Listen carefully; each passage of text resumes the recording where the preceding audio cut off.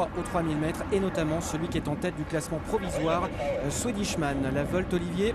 Oui, et ils vont s'élancer. C'est parti pour cette quatrième étape du Grand National avec Titan d'Ocagne qui a marqué une hésitation. Titan d'Ocagne, le favori, qui part au galop et qui perd une vingtaine de mètres. Il n'est toujours pas remis par Pierre Lévesque. Gros coup de théâtre donc avec Titan d'Ocagne qui est pratiquement resté au start. C'est terminé pour Titan d'Ocagne. On est très bien parti en revanche avec Hulk Médoc, Keras-Apple, Una Bella Perrine se place tout de suite dans leur sillage avec Récital Carizet qui est en quatrième position. Notera que Tina du Citrus également a rétrogradé. Qu'en est-il de Swedishman? Eh bien, il est parti à sa main mais se retrouve tout de même assez loin d'Hulk Médoc. Ce dernier aborde en tête le tournant, rejoint maintenant par Récital Carizet à son extérieur. Il fallait s'y attendre à Hulk Médoc qui est venu prendre les commandes de l'épreuve et sans doute qu'on va durcir maintenant un tout petit peu la course. On voit Rajad Labey qui a assuré son départ également. Il est pour l'instant dépénultième. Pepa est à l'arrière avec également le numéro 16 Swedishman, Kazakh Rose à l'arrière du peloton. Je rappelle que Titan d'Ocagne est hors course, donc c'est terminé pour Titan d'Ocagne. Risque tout est très attardé, de même que Tina du Citrus, le numéro 3. Il y a toujours beaucoup de rythme dans cette épreuve avec un Récital Carizet qui accélère à l'extérieur pour tenter de prendre seul le meilleur. Il est contré pour l'instant par Hulk Médoc.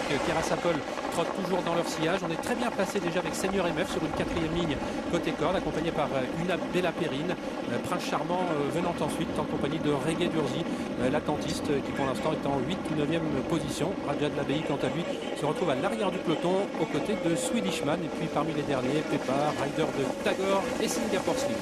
L'avantage toujours pour Récital Carizet qui à son tour est parvenu à prendre les commandes. Une Lachenay qui va peut-être venir maintenant en deuxième position à son extérieur, mettre un tout petit peu dans la boîte Hulk Médoc qui va avoir un bon parcours avec un bon dos pour l'instant en troisième position plutôt côté corde. Et vous voyez qu'on a disqualifié Tina du Citrus qui s'était imposée dans un quintet à jeun et disqualification en début de parcours de Titan d'Ocagne. Passage devant les tribunes. Oui, avec toujours Récital Carizet qui a l'avantage, Une Lachenay qui se montre fautif alors qu'il venait donc de rejoindre Récital Carizet en tête de l'épreuve. Hulk Médoc est dans le sillage du leader. En troisième position, Una Bella Perrine qui est désormais néo-vent. Keras-Apple sur une troisième ligne.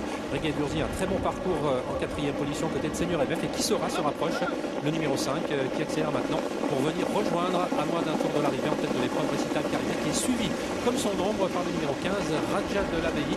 En ce qui concerne Swedishman, eh bien, il a décidé d'attendre pour l'instant puisqu'il trotte parmi les derniers. On a disqualifié le numéro 6 Une Lachenay, concurrents qui vont aborder dans quelques instants la ligne en face. On voit que Rajad Labey se retrouve un petit peu nez au vent pour l'instant. Il vire en troisième épaisseur. Devant pour l'instant Olivier, ça ne mollit pas. On voit que Hulk Médoc est toujours bien placé en deuxième position dans la corde, dans le sillage de Récital Carizet. Rajad Labey qui continue maintenant son effort, qui l'amène en troisième position à l'extérieur de Kisora. Keras-Apple est cinquième. Reggae Durzi suit pour l'instant Rajad Labey dans son effort. Nous avons également Seigneur MF qui n'est pas très loin avec Una Bella Perrine. Devant encore le numéro 4 Singapore Sling qui regagne énormément de terrain. On va vite au bout de la ligne opposée avec un Récital Carizet qui est désormais sous la menace de Rajad Labey. En troisième position, nous avons toujours Hulk Médoc avec également Reggae Durzi qui a le parcours idéal pour l'instant. Keras-Apple toujours sur une troisième ligne aux côtés de Kisora. Et puis un tout petit peu plus loin, Una Bella Perrine et Singapore Sling.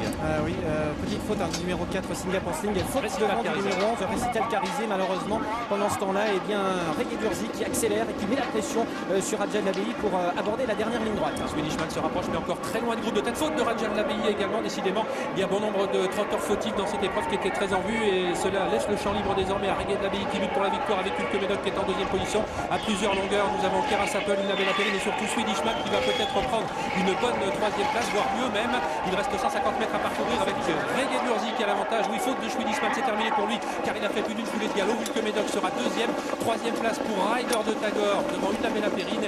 À voir ensuite entre Keras-Apple le 2 ou le numéro 13 Seigneur MF. De rebondissement dans cette étape du Grand National du Trot. La première concerne le grand favori Titan d'Ocagne qui a complètement raté sa mise en jambe. Exactement, disqualifié malheureusement dès les premiers mètres de course. On va revoir tout de suite l'arrivée au ralenti, la victoire pour le